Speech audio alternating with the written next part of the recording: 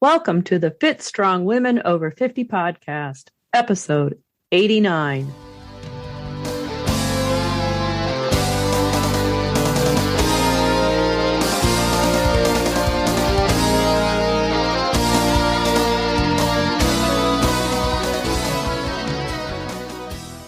Hi, I'm Jill.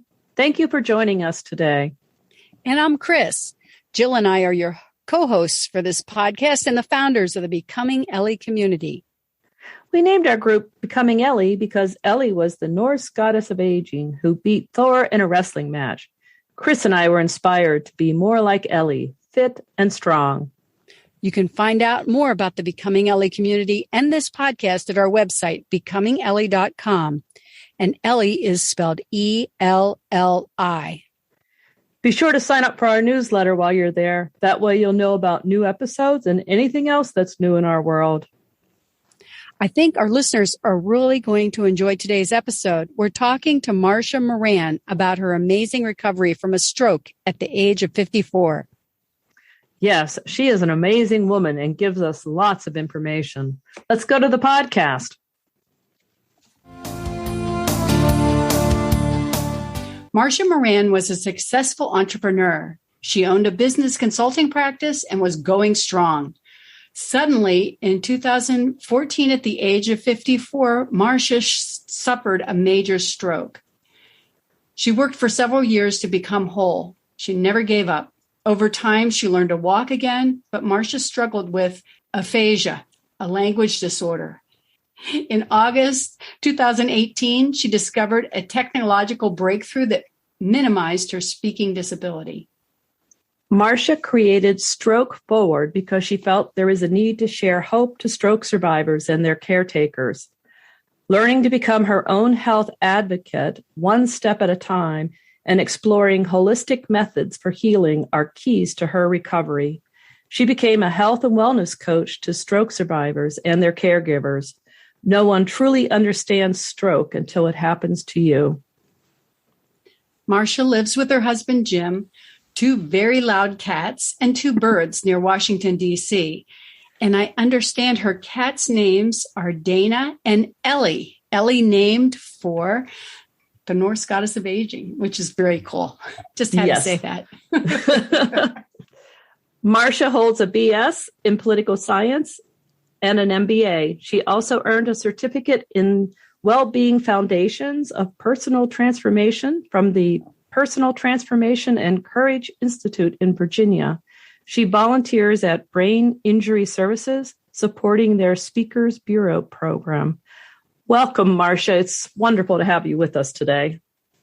Thank you so much, Jill and Chris. It's wonderful to be here. Wow, Marcia, that is quite the story. Why don't you tell us a little bit about the stroke and the aftermath of the stroke, just to get us started? Okay. So it was Sunday morning, and I woke up and I felt odd. And I texted my friend Rochelle to tell her I wouldn't make breakfast because I couldn't think clearly. And the text coming out wrong. So I thought, I'm going to text her later. I put my phone aside, turned over, and I had the worst headache imaginable. It's like right in the middle of my head. And despite the pain, I fell asleep. The next time I woke up, I knew I was in serious trouble because my whole right side was limp. Oh, wow. Yeah. So I knew that if I didn't get out and find help, I would probably just lay in bed and that would be it. So I rolled out of bed and onto the floor, and I dragged myself across the carpet using my left hand. And I got to the door, which was closed, and I reached up and grabbed the handle. And since I was halfway connected to the floor, I had to reach a whole number of times before I actually reached the handle. And I was so tired by that time, I took a break, and I can't tell how long it was. But finally, I got enough energy out, and I dragged myself down the hallway until I totally ran out of gas. There was just nothing left. And I thought, well, at least my husband will come upstairs and find me, right? Crash. I don't know what it was, but something fell. And my husband came up and he said, Marcia, are you okay? I couldn't speak. So he called 911. He looked around to see if he could find out what had happened. Couldn't find anything. So he sat by my side and waited until the paramedics came. And that was it. Wow. Yeah. Can you tell us exactly what is a stroke and what are the symptoms?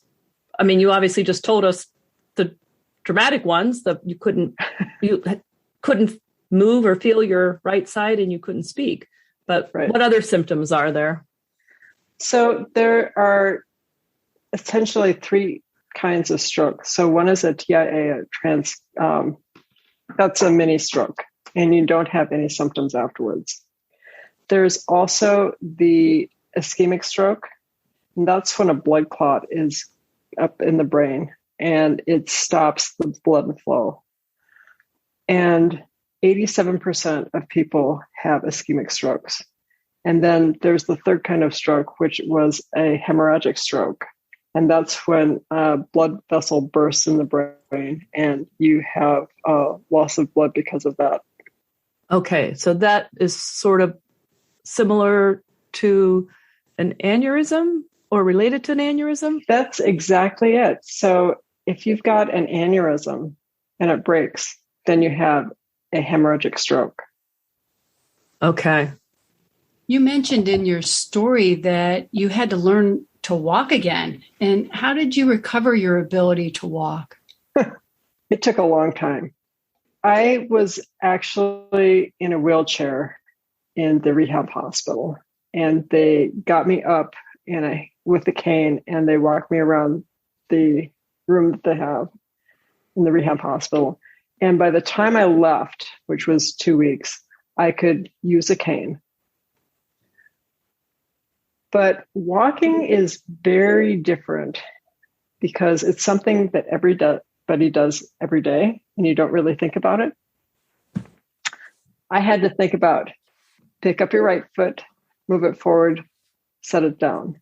Pick up your right feet, move it forward, set it down for a long time.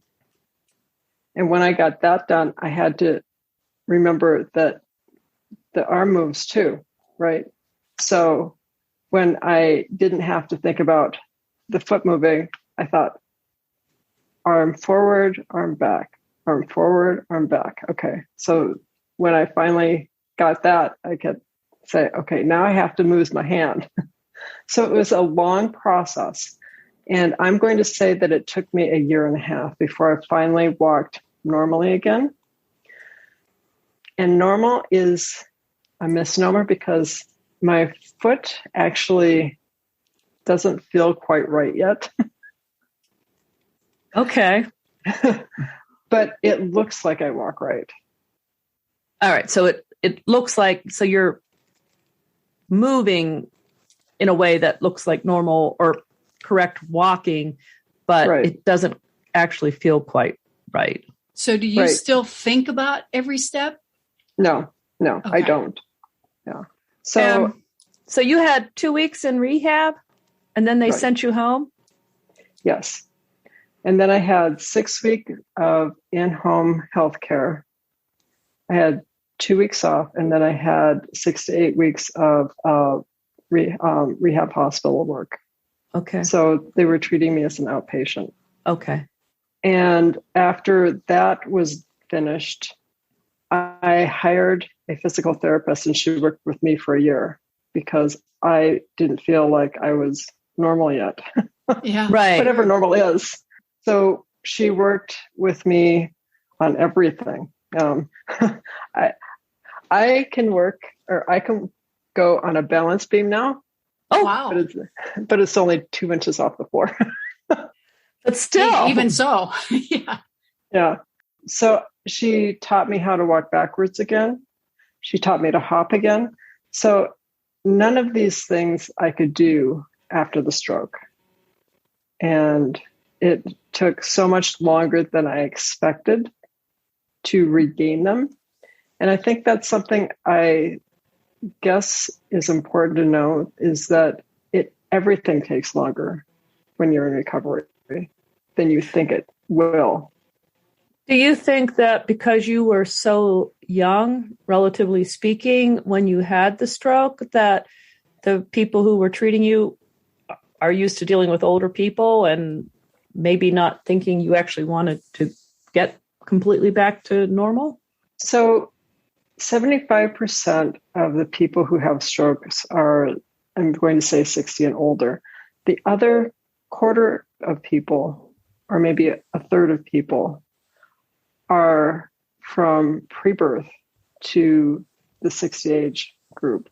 So you can be at any time, you can have a stroke.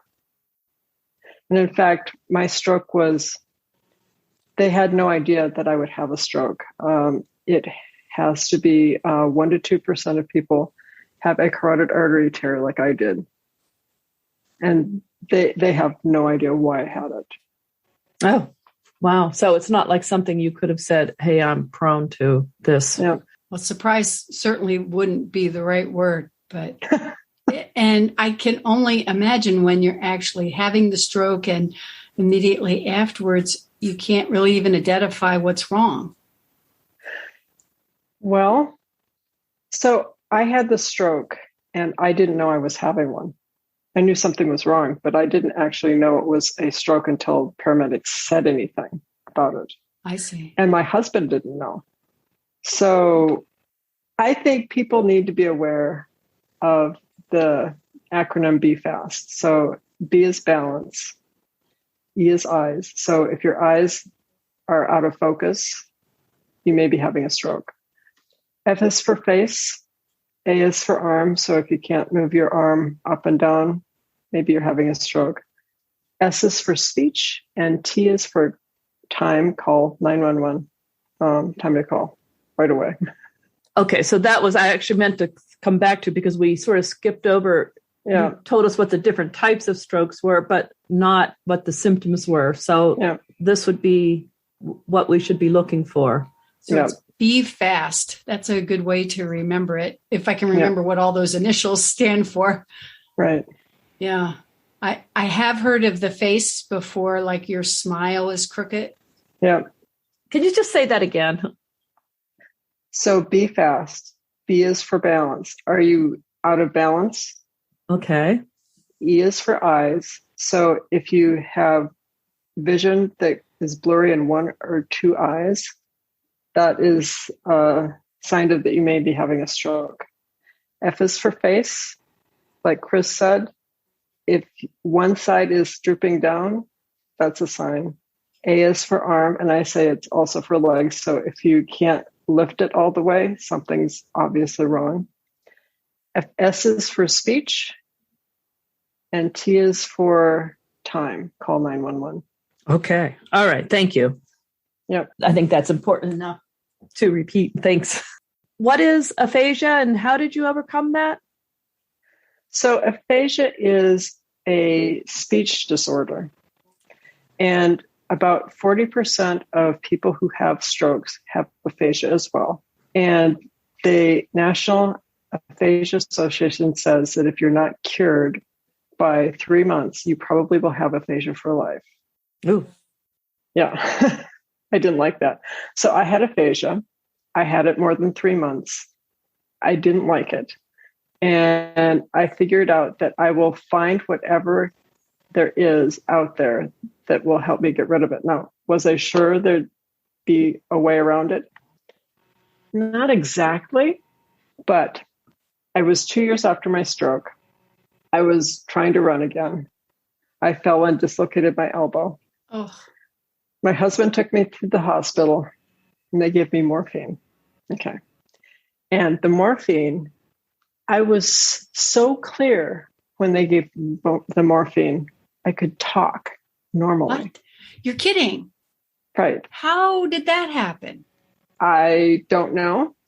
And when the morphine went away, I was back to having aphasia. So I figured out that there's got to be something out there. Yes. But what? Besides being on morphine all the time. Yeah.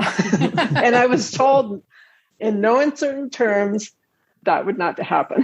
Right. Yeah. Right. But that's amazing. So there's definitely something signal in the brain that's just not flipping through correctly. Right. So there's two things to this. So the first time I found somebody who actually could treat aphasia, it was a chiropractor, and he had an zirconia laser that he treated the place that I had my stroke. And my speech got better until I was probably about 40 to 50% better, So I still had aphasia, but it wasn't as bad as it was before. And that was at 2 years. At 3.5 years, I discovered another chiropractor who did neurofeedback. And this neurofeedback machine got me 100% better. Wow. Wow. So after 16 sessions, I'm speaking like I do now. Now, I do admit to having periodic adjustments. So I've been back for 3 neurofeedback sessions since. Can you describe what that's like with that neurofeedback? What is neurofeedback? Okay. So neurofeedback is a very small device. It's about the size of 2 smartphones. And it pulses electricity into your brain. And the electricity it pulses is 1/100th of a AAA battery. So it's very small. I couldn't even feel it. I actually went in and talked about it with the doctor. And he said, you have to go to this website and see what it does right before I treat you. And I was so amazed by what it said, because it said on the website that 85% of traumatic brain injury survivors who had this neurofeedback got better. Oh, my. Now, I know traumatic brain injury is different from stroke, but I said, if 85% get better, then maybe it's something that I need to try, right? Yeah. Yeah. So I went in, and he had 5 electrodes, and he did my hair up, and he has something that I'm going to say is like cat spit. It's wet. It's wet. Appealing. It's sticky. Yeah. But it creates a system so that it's stuck to your head when he sticks these electrodes on. He turned the neurofeedback device on. I felt nothing. I went, okay. Is he joshing me? But I could see my brainwaves going across the monitor. So I said, okay. So when I went home that day, I noticed I could speak a little better. After 16 sessions, like I said, I speak like I do now. Wow. A miracle. Wow, that's amazing. So that was 3.5 years later? Yes. Wow. So you obviously had to be open to sort of alternative treatments. Yeah. I think you have to be open to alternative treatments, because medicine gets you only so far. And then, if the doctor says, well, that's it, you're stuck, do you say, okay, I'm stuck, or do you go find something else? Find something else is more appealing, because at least you think there's a way out of the place that you are, right? Right. You're not giving up and just saying, well, this is the way it's going to be for the rest of my life. Right. I understand you joined Toastmasters, and I've been in a Toastmasters club for many years. I'm wondering, how did joining Toastmasters help you with your speech? That's an interesting question.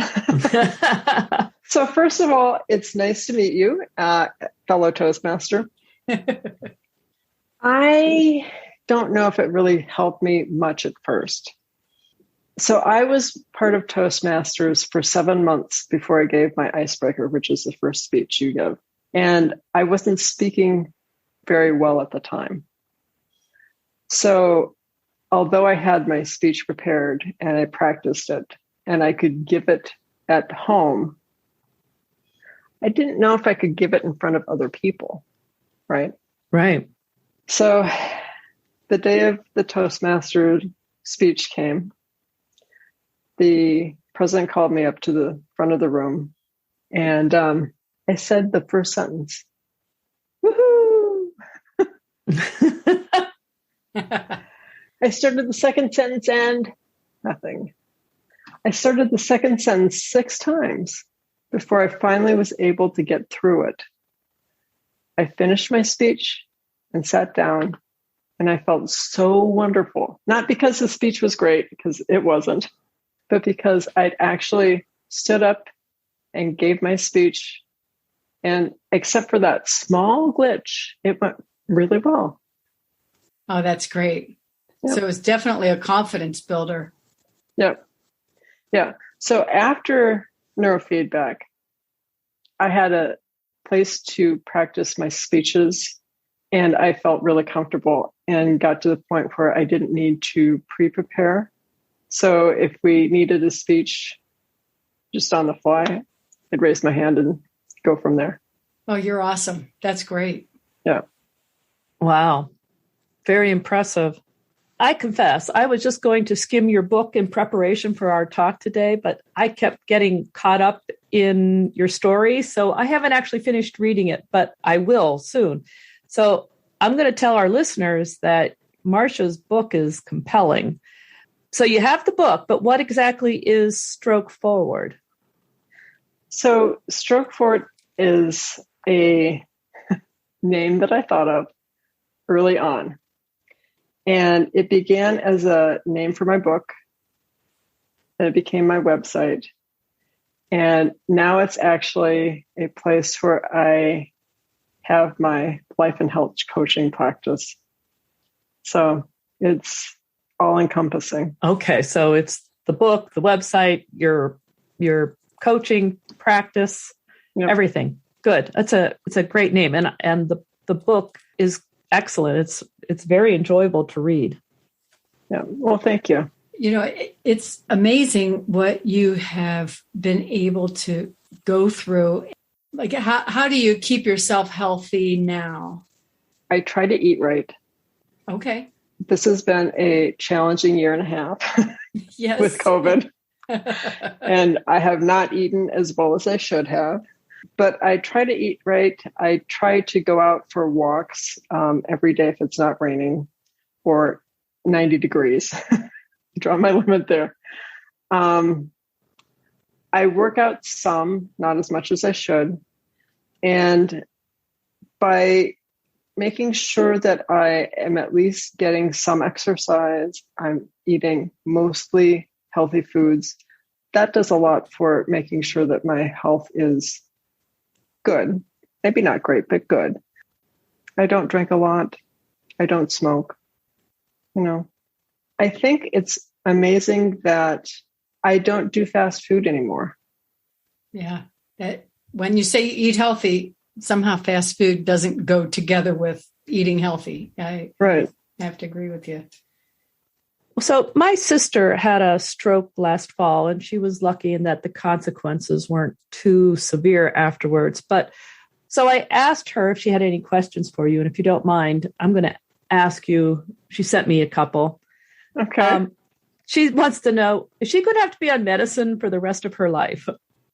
First of all, tell her that I wish her the best of luck moving forward. Thank you.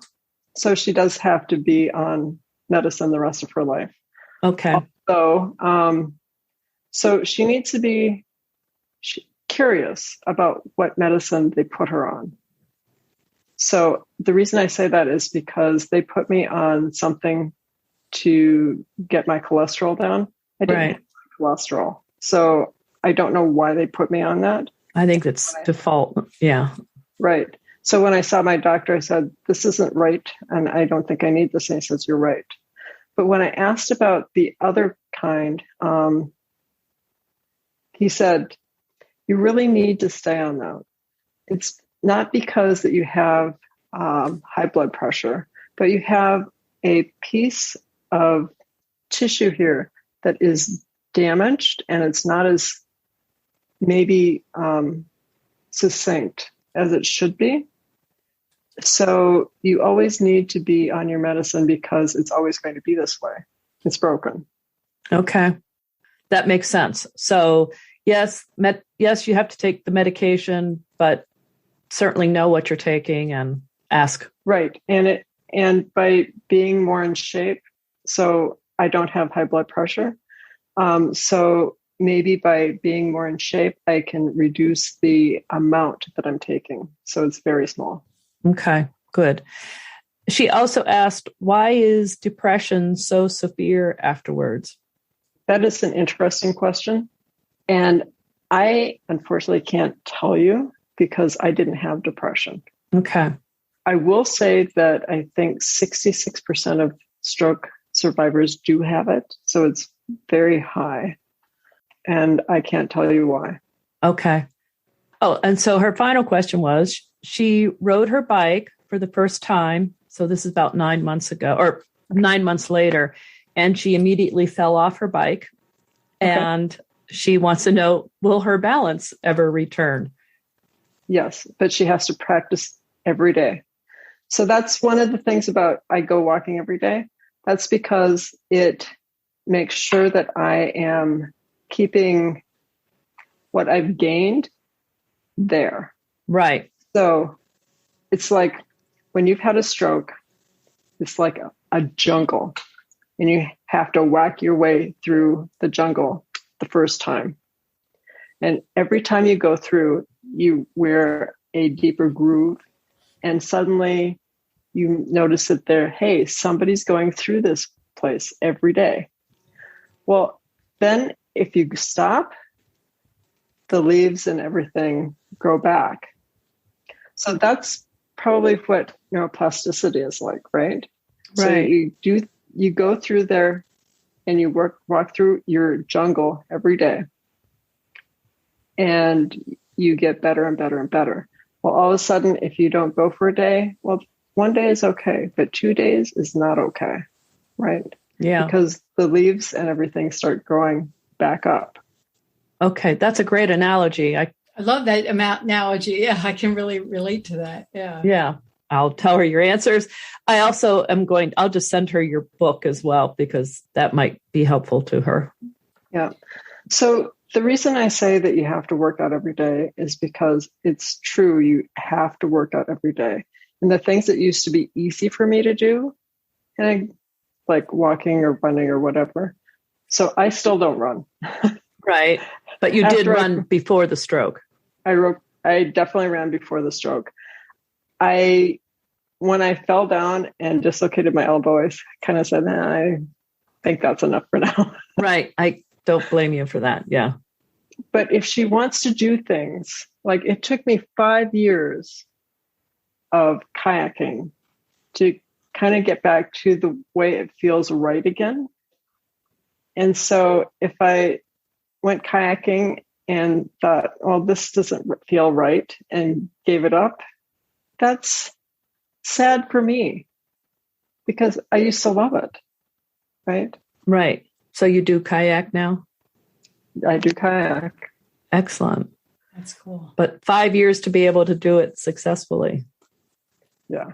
Wow. Okay. So also being patient with yourself is key. Yep. Yep. Okay. That's great. And kayaking, back to that jungle example, I can just picture you have to kayak fairly often to keep your gains with you. So, yep. I want to go back. You had mentioned that you don't eat fast food anymore. You eat healthy, but I'm kind of curious about your diet. Did you change from what you were eating before? And do you have some sort of eating plan that you follow now? Yes. So I had my blood tested after my stroke. And When the results came back, I told the doctor, "You're wrong. You're way wrong." It had me allergic to, sensitive to 50 items. 50? I kid you not. I counted them, 50 items. Oh my gosh. So some things like eggs, I'm really allergic to. Some things like spinach, I'm sensitive to. So 50 things. I'm going, he must have messed my test up with somebody else's because clearly I'm not allergic to 50 things. Well, it turns out that he was correct. Wow.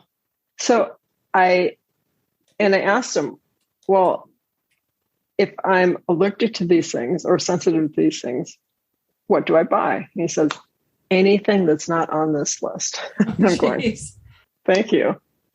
The interesting thing is I actually was pretty diligent about keeping to not eating what was on the list. And my sinuses cleared up. Wow. The other thing is, so I had a carotid artery tear, and they said that it would never have blood flowing through it again. My diet took care of the inflammation, and I have blood flow going through my carotid artery. Oh, wow. Oh, my goodness. So what was the name of that test that you had? Is there a name for it? So I had the IgG and the IEG blood tests done. The IgG and the EG. EG. Mm-hmm. And what does that stand for? Oh, I have no idea. Okay. I've had that done, and I've had it done at different times and had different results so it changes.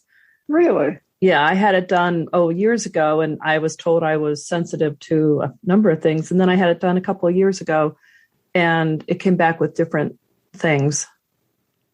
Wow. For whatever that's worth.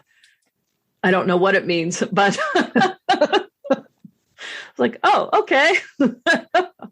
We'll just do a major change here. Huh. That is interesting. Yeah.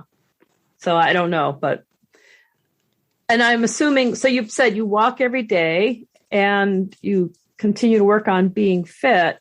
What kind of, do you do any other kinds of exercise? Well, you did say kayaking, but what else do you do to stay fit? So I sometimes do the kettlebell. Oh, yeah. I did the kettlebell a lot when I was learning how to walk again and stuff, because it requires you to move from side to side. And I was really needing that. I just needed to move as much as I could. Right. And I've been thinking about doing it more now because since COVID has come, I haven't done much with weights. And I think it would be better if I did. Yeah.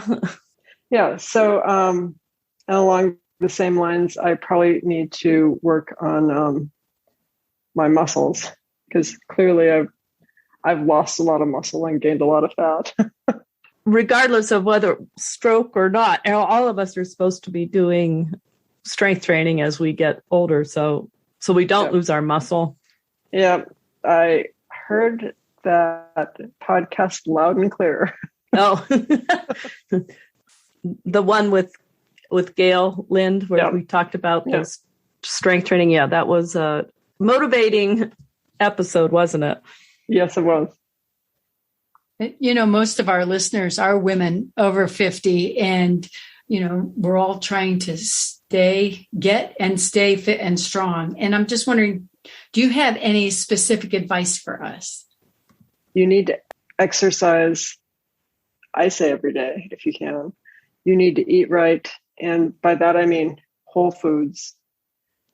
When I have bread, it's actually bread I've made. And I've made it out of whole grains rather than flour. And that actually goes really well with eating right. Because you have one slice and you go, I'm really full now.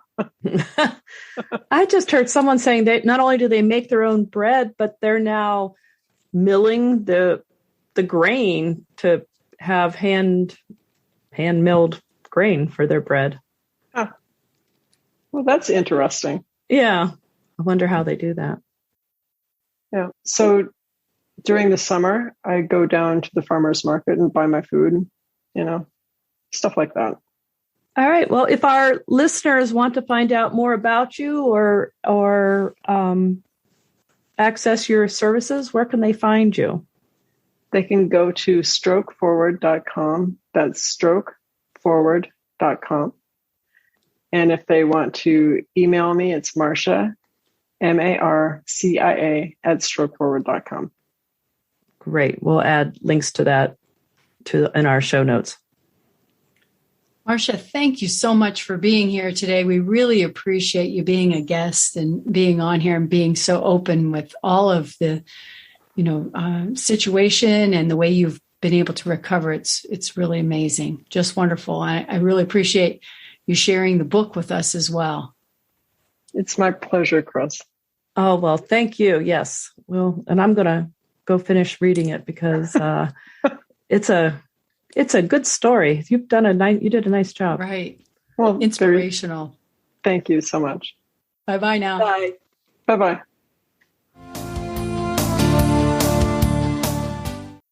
Wow. Marcia is a great example of how not giving up is the way to go. Yes. And being willing to try different things can really help. It takes some courage to just keep trying.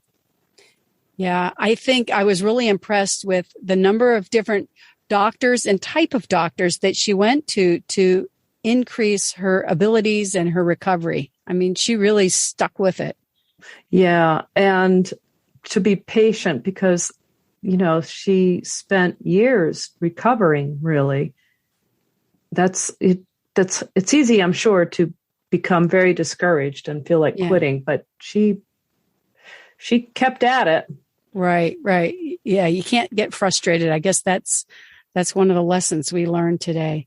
I know some of our listeners have overcome significant health issues. And if you want to share with us, your story at our website, you can go to becomingellie.com or on any of our social media accounts. You can find us at Facebook, Instagram, Twitter, Pinterest, and on YouTube. Yes, we'd love to hear from you. You can also email us at jill@becomingellie.com. Yes, be sure to join our private Facebook group. That's where we encourage and support each other. Yeah, it's a great group and very helpful. Yeah. It was great talking with you today, Chris. I'm looking forward to our next episode of the Fit Strong Women Over 50 podcast. I am too. See you next time, Jill. Bye-bye now. Bye.